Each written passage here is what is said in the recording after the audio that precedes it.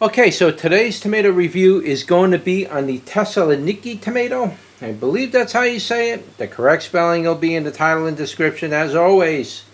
So this is a wonderful tomato. I bought it because I'm kind of wanting to find a very familiar theme in regular standard slicing tomatoes, because most people, and you may not realize this, when they buy tomato seeds, and I didn't realize this until I opened up my seed store online, but a lot of people really are interested in a lot of standard type of tomatoes, meaning the type of tomatoes they're going to get are going to be, regular slicer, you cut it up, put it in a salad. A lot of people are very comfortable with that, and they kind of explore a little bit with some of the oddball stuff, but believe it or not, a lot of my regular shaped orange tomatoes are big sellers.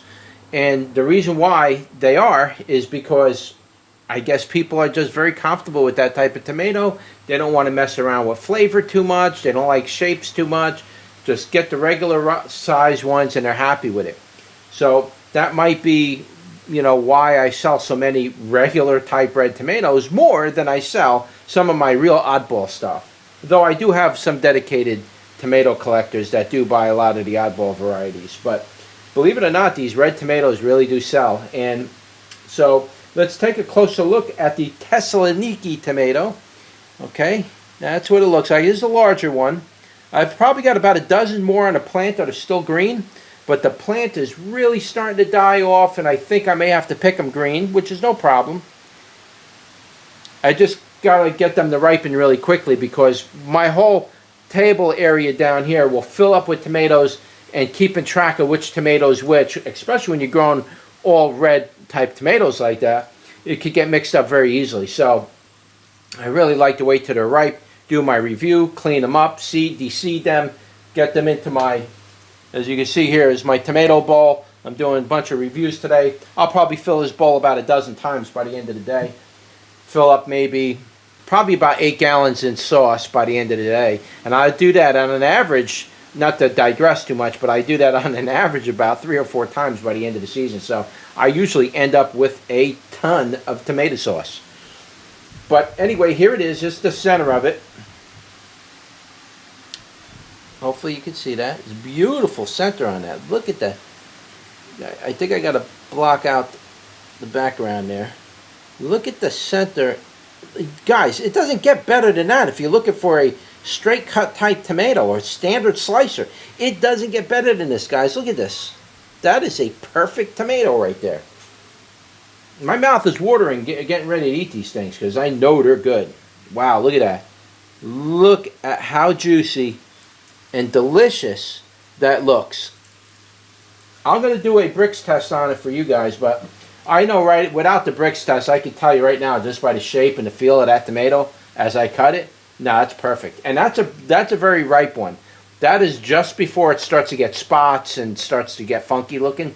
So it's about as ripe as you want to get it before you want to, use it for sauce, for example, or in your salads. This is still in a good state for salads, but I can see it's very juicy. Very, very juicy.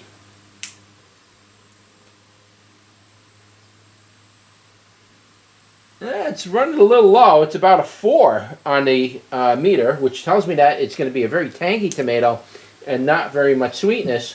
But that doesn't always mean anything. Sometimes the taste of a tomato tastes better with lower sweetness. So here we go. We're going to eat that whole wedge right there. Wow, that is actually really good, guys. It wasn't really that tangy, to be honest with you. It literally melted in my mouth. It's not so soft where it's a liquefying, but as soon as I put it in my mouth and I started to move it around a little bit, it pretty much disintegrated and melted right in my mouth. The flavor of this thing is unbelievably good. Very good. You put a little bit of salt on that. You don't need to make dinner. You eat this. You sit down, you get about a half dozen of them. You cut them up. You get out your salt. You can break out a bottle of beer if you want. Get out your salt, put a little salt on there, and just eat these for dinner. I do that a lot of times. Instead of cooking, it's just easier for me to salt them up and eat them. Especially tomatoes, when they're this good, I don't even want to eat dinner. I want to just eat these things. because they are so delicious. Oh my God, you have no idea how delicious this tomato is right now. It's absolutely unbelievable. And I didn't add lime to the soil. That's why the numbers are so low on the bricks. Let me try this last piece and we'll end the review. Well, as far as tangy and sweet, the sweet and tangy part, sweetness was about, I'd probably say around 25.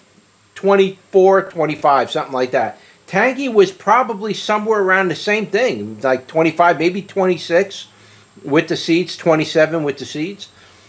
But it had a very smooth flavor.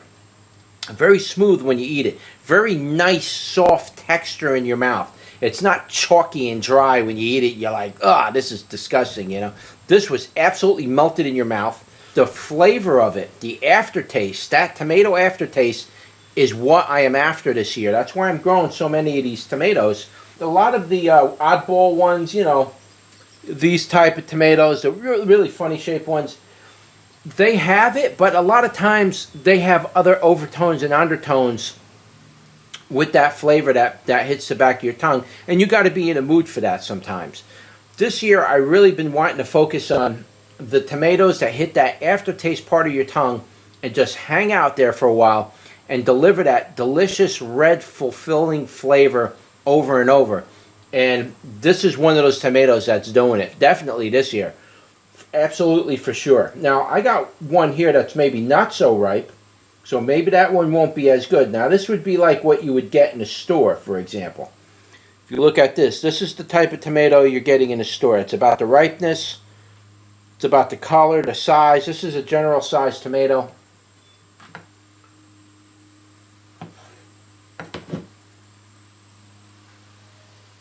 Okay, as you can see right there, that's about a regular type of tomato you get from the store. So if you're somebody who's a little queasy on, you know, getting oddball tomatoes and you don't want to go off the edge too much, you want to stick to the standard stuff, this is a perfect tomato for you guys. That's it right there. The Thessaloniki. Anyway, I highly recommend this tomato. This is a absolutely delicious tomato. Definitely give this one a go. I'd like to grow enough of these to be able to make a pot of sauce and give you my opinion on that as far as making sauce. But I can tell you just by the taste, the way this is now, man, that would make a beautiful sauce. Guaranteed. Guaranteed that would make an absolutely good sauce. So, that's it. Don't forget to like, share, and subscribe. And I'll see you on the next one. Take care.